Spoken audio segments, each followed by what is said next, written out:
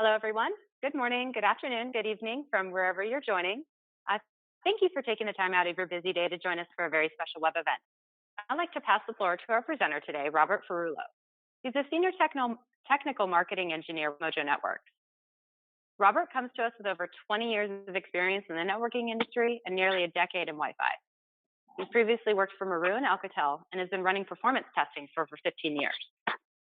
Today, Robert's going to be taking you through Wave 2 and multi-user MIMO and how to double the capacity of your network LAN.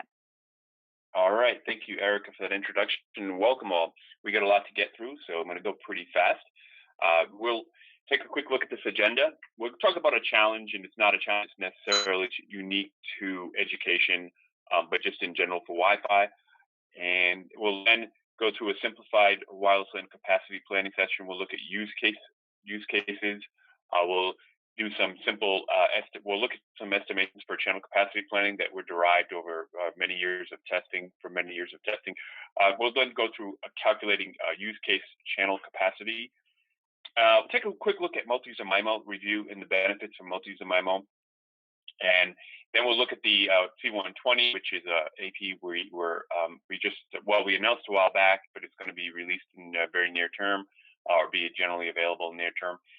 And we'll then look at some use cases where we can design for a classroom without multi-user MIMO. Then we'll do a design with multi-user MIMO and follow up with some takeaway and Q&A. Okay, the challenge, and it's been a challenge, for all of us for so long, and that is to be able to design a wireless LAN that will support all applications on all devices at any time, anywhere.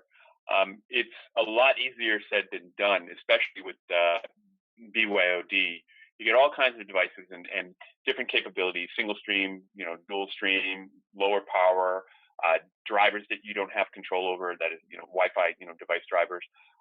And it's very, very challenging, especially if you take a look at all the requirements as they've grown with higher client densities, higher bitrate applications, and latency sensitive applications, more real-time applications, not just VoIP, which can be very challenging. It's been around for a long time, voice over Wi-Fi, but then also real-time video chat applications, whether it's FaceTime, which you see actually on campuses. People will use FaceTime, they'll be walking and using FaceTime at the same time. So now you have FaceTime, but also have FaceTime in mobility, going building to building. So that can be very challenging. And there are more challenges. A part of it is, another one is the unlicensed spectrum. And right now, there's the LTE unlicensed phenomenon happening. And so we still have the 5 gigahertz mostly for Wi-Fi in the US. I mean, 5 gigahertz is used for other things too. Of course, the DFS channels are used for radar and so on. But we're going to even get more pressure for that spectrum from applications like LTE-U. So that can make things very challenging. All right, simplified wireless capacity plan, or do some capacity planning. We have to actually look at use cases. Now, of course, there are planner tools. There's Mojo Planner, and there are other planner tools out there, obviously, where you can design a network for a building or floor in a building based on your requirements, your signal strength level, or your capacity, and take into consideration a lot of the same things that we have here, the environment, the clients and apps. But when you do that design, the assumption is that if you do that design with a planner, a Mojo planner or some other type of tool, Gekahau or AirMagnet, you're designing it with the assumption that it's going to be uniform for a particular, for a floor of the building. But really, use case design, it assumes that the requirements are not going to be uniform throughout the floor or throughout the building. You're going to have specific areas that are going to have different requirements than other areas. And so what I like to do is to look at the specific use case and design for a use case. So that would be in a given area or in a given room of a building. So we need to do the requirements discovery. We need to look at the types of clients that we're going to be using, how many clients we're going to use. Because if you design a network for 3x3 clients versus 1x1 clients, and assuming you have 3x3 or 4x4 APs, You're going to need fewer APs if you design for 3x3 clients than if you design for 1x1 clients, at least historically, not considering multis and MIMO. And so, of course, we need to know the client types. We need to know the applications, whether or not it's going to be, it's non-real-time applications with very little VoIP or very little streaming video, then the requirements are going to be, well, easier to meet the requirements. And we also need to know like the highest bitrate applications because you have to design for the worst case scenario.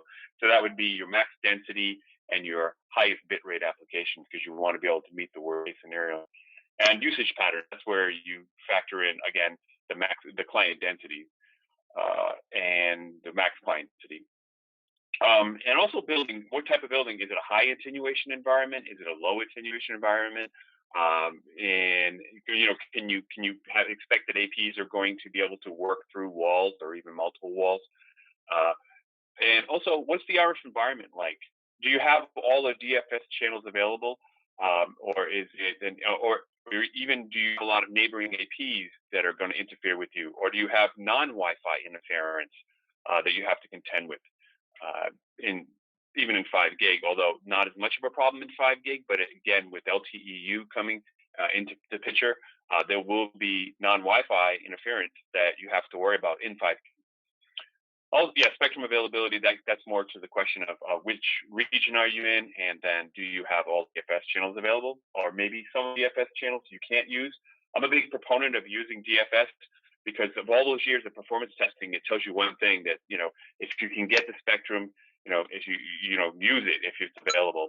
And a lot of times you'll have a DFS channel that you can't use. That's fine. We'll rule that out of the candidate list for our channel plan. So a use case: number of devices, the types of devices, the applications, the usage patterns for a given area, and we want to design around those parameters. Okay, Wave 2 clients. This is one actually. I was surprised to see how many Wave clients are available. On the left side, I just put an example of some Wave 1 clients, single user MIMO. And then on the right side, the right 2 columns, we have some 1x1s, some 2x2s that are Wave 2 Mojo MIMO capable. Now, this is not a complete set of the clients out there. This is just one subset of a subset. That is to say, we got this information from a particular vendor that's, and I won't mention the vendor's name, but anyways, these are some of the clients where their Wave 2 chips are present. And so there are definitely a lot more than just this list here. I know because I only took some of them off the list I was given, and again, that was one vendor. So there are a lot of Wave 2 clients out there, and so we're going to start seeing them show up very shortly. Myself, what we have in our lab is some Acers and some 1+2s and some Nexus 5Xs.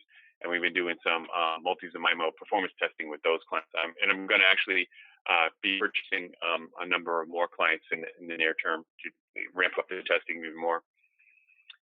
Okay, know your application bit rates. This is really important because we're going to design for the worst case scenario, so we want to know the bit rate of the application that is the most demanding in terms of making sure we have enough channel capacity, throughput capacity. And in our example, we're going to be using, there are a couple examples towards the end of this webinar, and we're going to be using the high definition video 720p, and we're going to design for 5 megabits per second. Here we have a question mark for video gaming, which for dormitories, that's important. And it's hard for some people that aren't into higher ed, they don't work in the higher ed space. It's like, really? We care about video games? Trust me.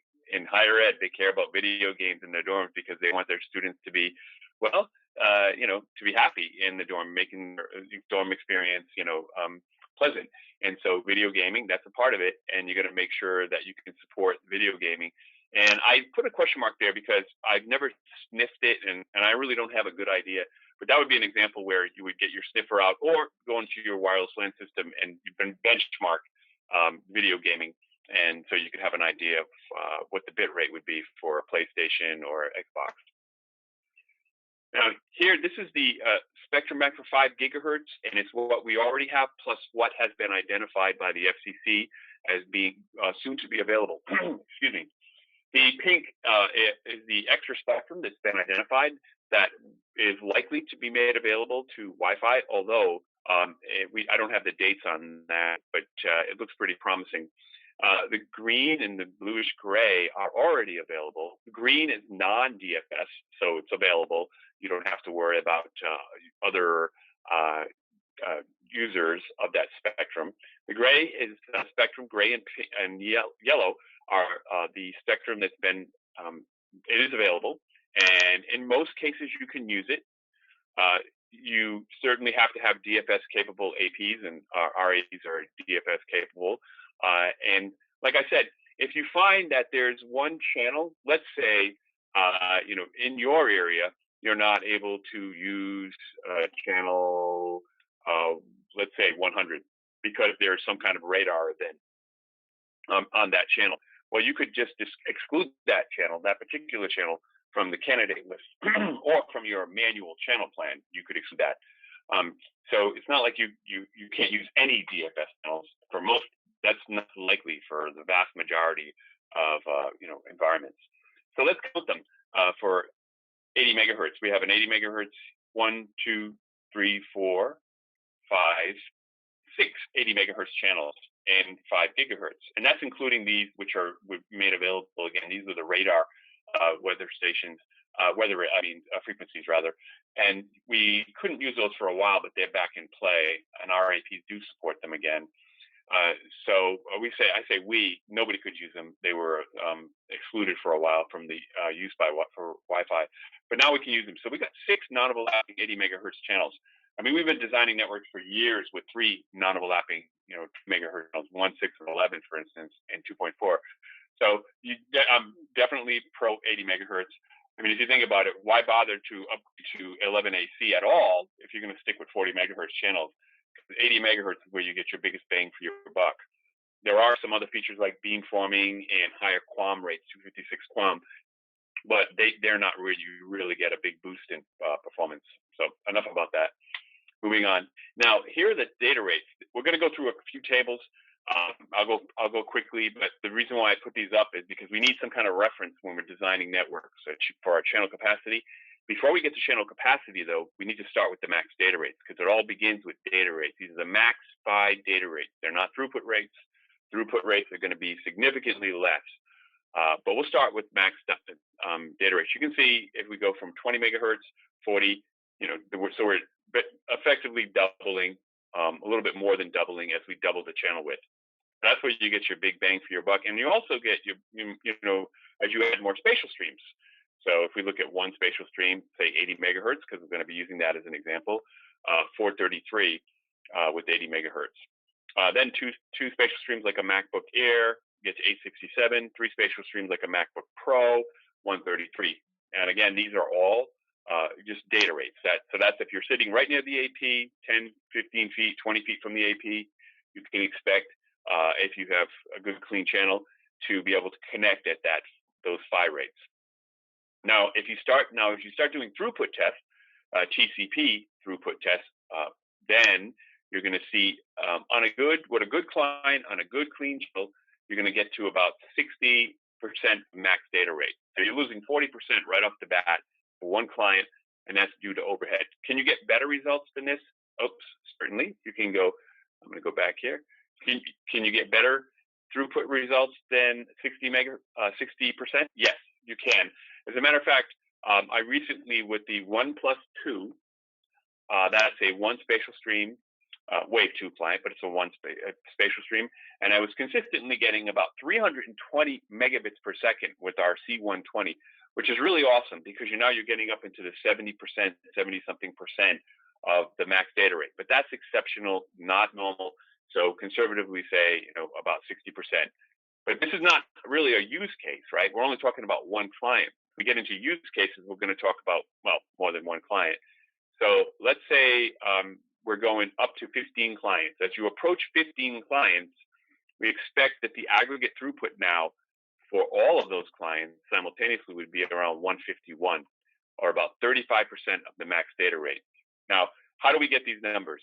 you get these numbers by doing lots of testing, and we did these tests with legacy clients, 11N clients, 11AC clients, Wave 1, and now 11AC. Well, I haven't done all these with Wave 2 yet, but I'm working on it.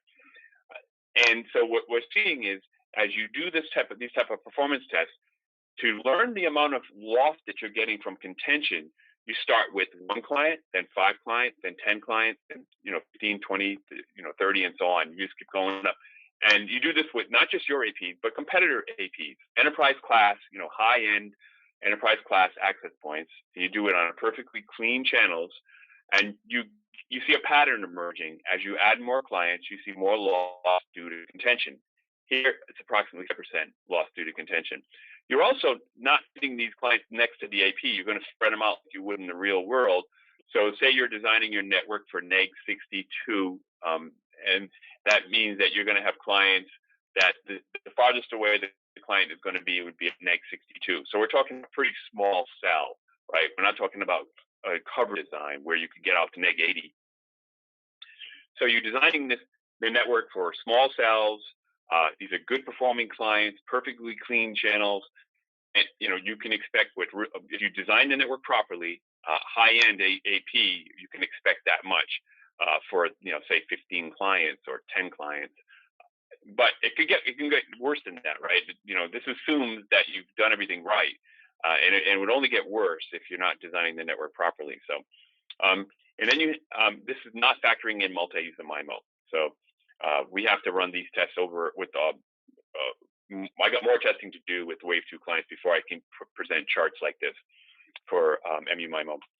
Now, here is when you up the density up to 30 clients active simultaneously, and now we see 139 megabits of aggregate throughput. We have more contention loss, and it's up to about 8%. So we're getting about 30% of max data rate. And then, by the way, we're going to be using this as in our example, so that's why it's highlighted 139 megabits. That again is for 80 megahertz channel width and 1 spatial stream clients. And excuse me, as you up the number of clients, now we're going to get about 27% max data rate of 117, and then we have 13% loss due to contention. And very high density, now we're up to 20% of max data rate, and that's about 87 megabits, and we have very high loss due to contention. So you can see the diminishing returns as we add more clients, and that's one of the big problems with Wi-Fi, certainly with SU-MIMO, the way that Wi has always been up until MU-MIMO in Wave 2. You get a lot of loss due to contention because the AP is going to talk to one client, and then it has to get the channel again, access to the channel, then talk to the next client, access to the channel, talk to the next client, and so on. So there's a very high loss due to contention when you have high density, or very high density. And that's where we see, this is something to keep in mind because multi-user MIMO, again, is going to be able to talk up to 4 clients simultaneously. So that's less time wasted trying to get access to the channel. And that's where we're going to see, we see already the patterns emerging that multi-user MIMO is really going to help kind of mitigate the loss due to contention at higher densities.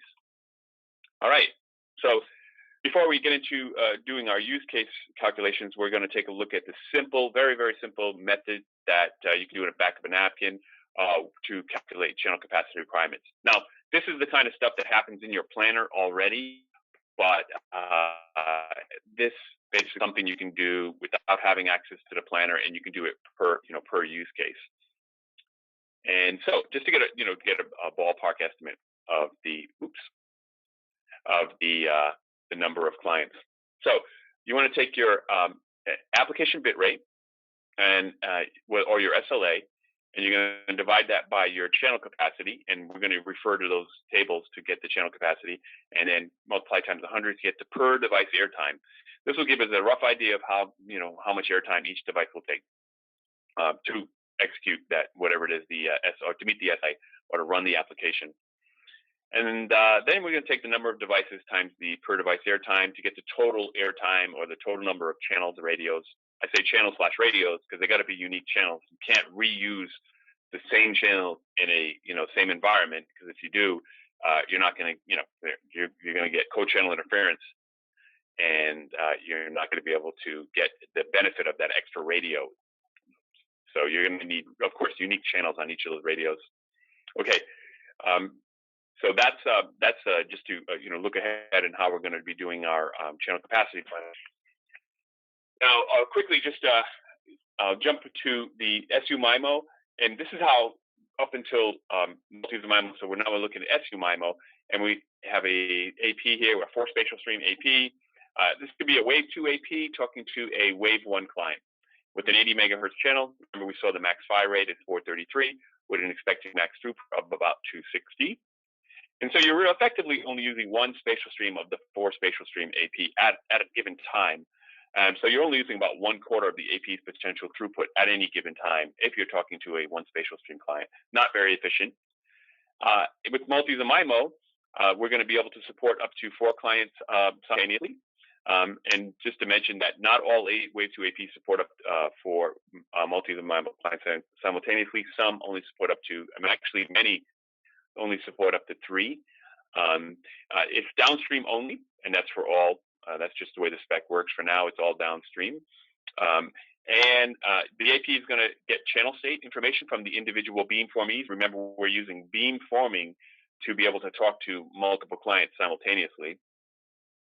And then the AP is then going to use a composite steering matrix to determine how to moderate the amplitude and phase, how to adjust the amplitude and phase so that we're going to get constructive interference at the beam for the clients, for the beamformees.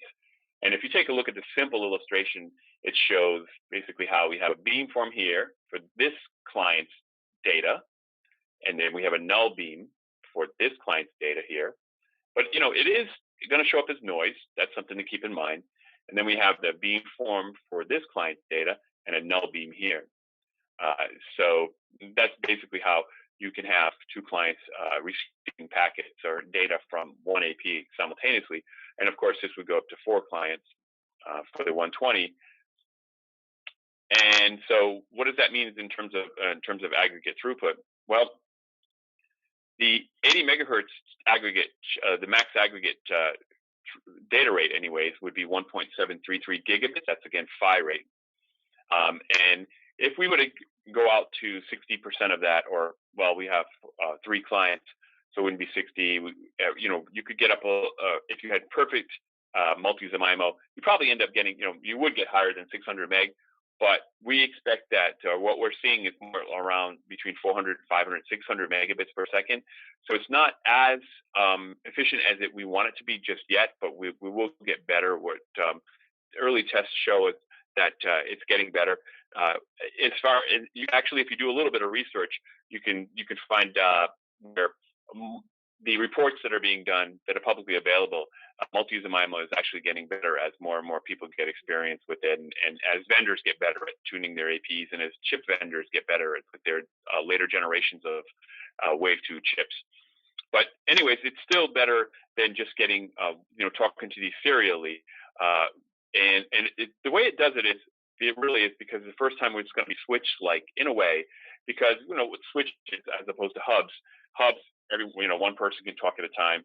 But now with the multi-MIMO, we're going to be able to talk up to 4 clients simultaneously, and so it does definitely supporting greater channel capacity. How do you verify if your line is MU-MIMO capable? What we're going to do is you could just there's a couple ways you can do it. Some systems will tell you if your client multi-MIMO capable, but if your system doesn't have that capability of looking at the association request and then the VHT, you can do that manually where you take it over the air packet capture, and then you just look at the VHT capabilities info of an association request, and in there you can see that it'll tell you if the multi-MIMO beamformee is supported. There'll be a 1 associated with multi-MIMO beamformee, and then you can know that it's Wave 2 capable or multi-MIMO capable. All right, so as far as performance boost, really depends on a lot of things: the channel conditions, how spatially differentiated the clients are. Now that's an interesting thing, because it's really, if you say spatially differentiated, does that mean they have to be in another room? No, they don't. Actually, a lot of the demos that are being done, the clients will be in the same room, even on the same table with one another, and they'll still see a benefit, a boost in performance, significant boost in performance. So they spatially differentiated. It doesn't mean necessarily they have to be physically, separated by great distances.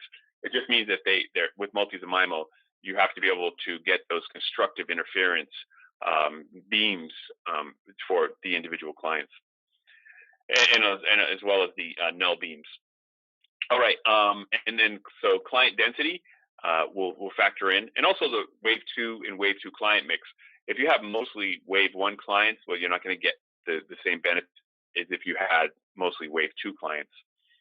Also, the ratio of 1 by 1, 2 by 2 and 3 by 3. So multis and MIMO, you're going to see the greatest benefits with the 1 by 1 and 2 by 2 than if you had a lot of 3 by 3 clients there.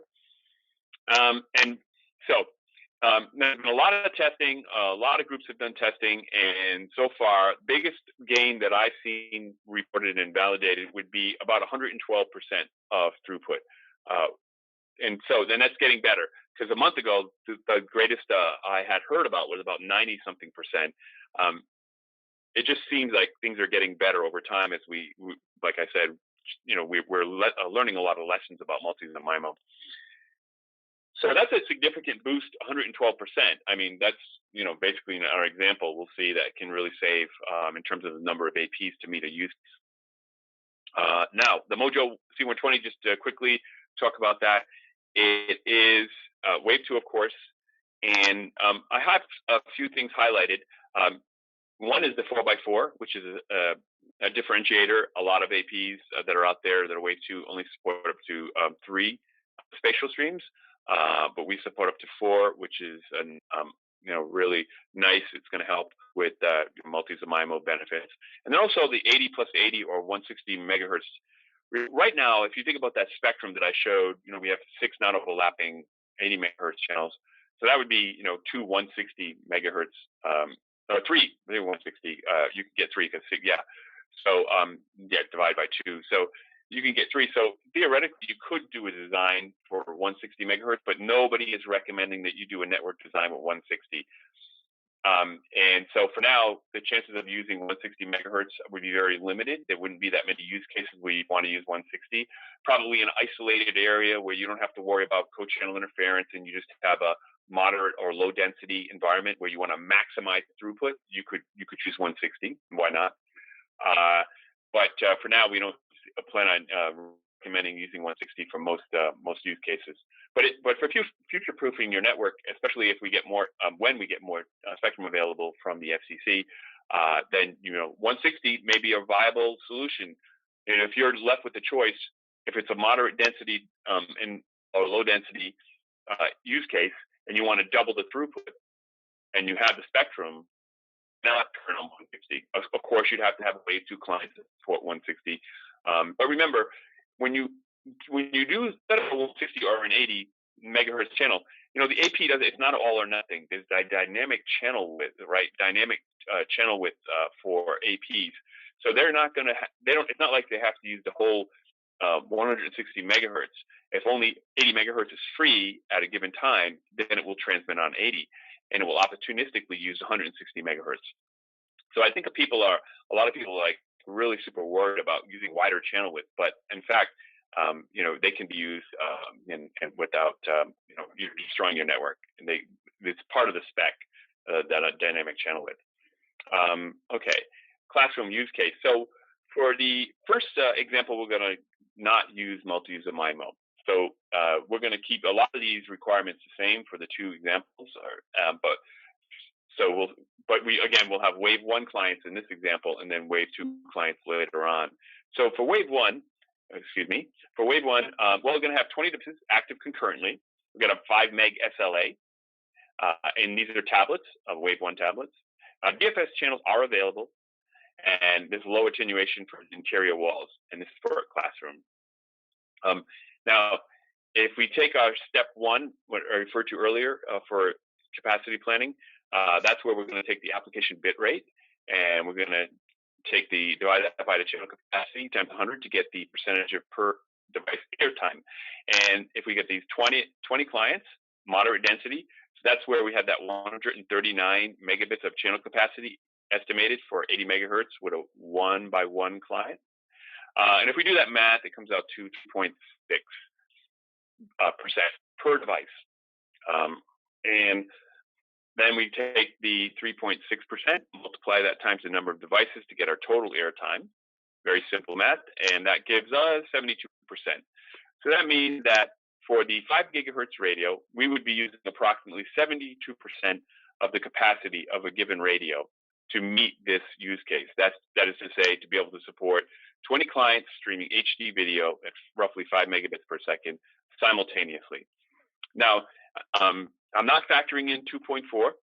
Yes, there's going to be capacity in the 2.4 gig radio, but if you look at the ratio of capacity in 2.4, if you take the 1.611 or 320 megahertz channels and you compare that to the 5 gigahertz when we're using DFS, it's like an 8 to 1 ratio. That's 5 gigahertz to 20, to 2.4 gigahertz. And if you fast forward to when we get that extra spectrum from the FCC, it's going to jump up to 12 to 1. So I don't recommend factoring in the 2.4 because capacity is so small relative to the 5 gigahertz. Sure, there's something there.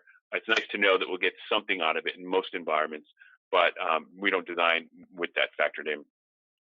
So how many APs do we need per classroom? Well, in this case, we'll round up and we'll say that 72%, so that we would need, probably less than, but we'll say 1 AP per classroom, certainly more than half of AP, so 1 AP per classroom.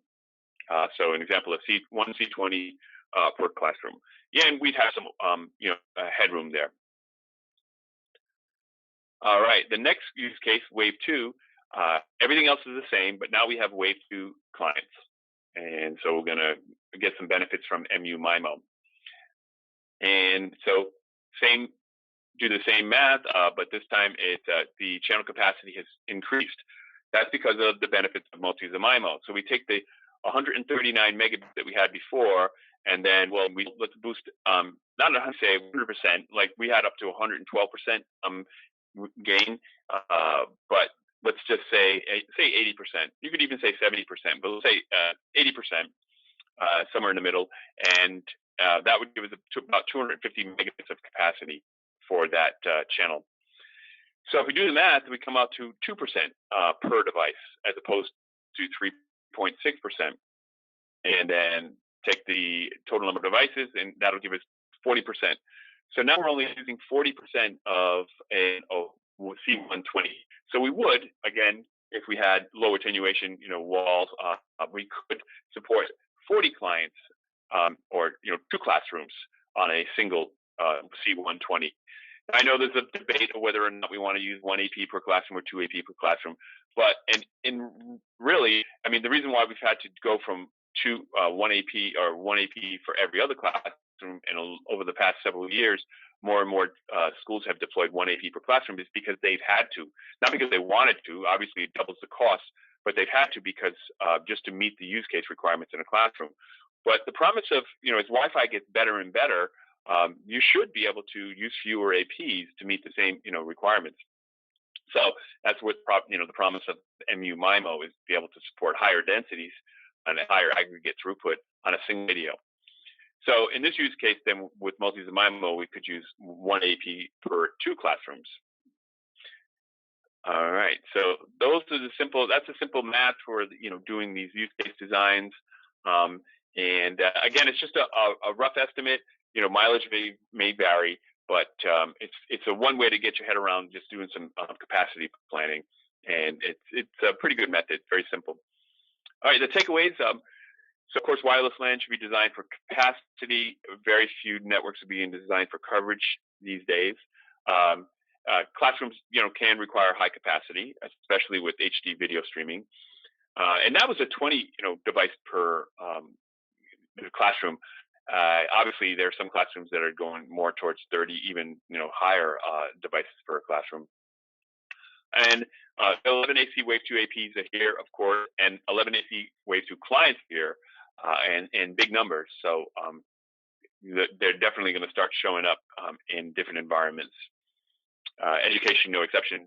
Probably the first type of client you're going to see in education You'll see laptops and tablets, but a lot of smartphones. People seem to update their smartphones faster than they would their laptops or tablets. So the first devices you're going to probably start seeing are going to be in the smartphones. Um, and the C120, it's a true Wave 2 AP because it does have support for 4 spatial streams and multis and MIMO, and it has support for 160. A lot of competitors don't actually have support for 160. And of course, they're going to downplay. They're going to say, oh, you never want to use 160. In fact, don't even use 80. Use 40, which is, I'm sorry, but that's absurd. That if you don't use 80, you're not going to get most of the benefits of, certainly Wave 1. So I laugh at that. And I would like to show them performance results to kind of help them understand why they'd want to use 80 megahertz. Anyways, Wave 2 solutions can scale higher than Wave 1, multis and MIMO being the biggest reason there, and of course the 160 for those use cases. And then opting for a Wave 2 solution can really lower your TCO. It truly can, because if you can get more clients, more aggregate throughput out of a single AP, well, you'll need fewer APs for your environment. All right, so let me move on to Q&A, and let's see. Okay, so first question is, what do you recommend for the 2.4 gigahertz radios with an 11 AC solution? Right. So if we have way fewer channels to work with, what are you going to do with the 2.4 gig radios? Well, actually, you definitely want to turn them off because there's really very few instances where you want to have 2 radios in the same environment on channel 1, or 3 radios in the same area on channel 6. The only exception, and this is not really a problem today, but in the past, when you had a lot of 2.4 gigahertz only clients, they couldn't do 5 gig, and you needed to support hundreds of clients, 2.4, in a small area. Well, then you would have to have more than one radio on channel 1, because you just need to accommodate those clients. You need to just get them associated. Performance would suffer because you'd have 2 APs or 3 APs on the same channel. It was the only way you could support that many clients associated. It's not so much a problem anymore, because nowadays almost all clients out there, and certainly in the US, are dual band capable, and we want to band steer them to the 5 gigahertz channel, or band balance them. Some on 2.4, but the vast majority on 5 gig. All right, with 11N, will 11N clients benefit from 11 AC APs? Well, to some extent, 11N clients would benefit, and also 11 AC Wave 1 clients would benefit from Wave 2, mostly Wave 2 client environment, because if we're getting clients, if we're getting those transmissions to happen in a shorter period of time, because Wave 2 clients, you can talk to up to 4 at a time instead of talking to one, and then one, then one, then one. That means more airtime for everyone else. So if you get some clients, the percentage of those clients are faster, then that would mean more airtime for the 11N clients. And also, just APs have gotten better, radios have gotten better, antennas have gotten better, CPUs are greater, faster CPUs, more memory, and all that helps for no matter what kind of client you have in their environment. Is there a use case for education in 160? Well, it would have to be a use case where you don't have very high density, because if you have high density, you do want to use smaller channel widths, for sure, no doubt. But if you have a moderate to low density environment where you want to maximize throughput, potentially, maybe it's for a mesh backhaul or something like that. We just want a big fat pipe going back, potentially. Really depends. But until there's more more spectrum available, then you're probably not going to use 160. But again, it's more like for future-proofing your investment. Will Wave 1 client support multis and MIMO with a software update? Not according to the vendors that I've spoken to. According to them, it is a hardware update. It's not a software update. So Wave 1 clients will not support MU-MIMO. Again, according to the chip vendors that I've spoken to, it's going to be a hardware update. And again, it's not so easy to determine if it's Wave 2 or not, because not all. If you go on a website, very few. When you go in the specs for a client, most of the time, it won't say MU-MIMO capable. It's rare that it will say MU-MIMO capable when you look at the Wi-Fi capabilities. So it sometimes takes a little digging. Uh, does the C120 support link ag?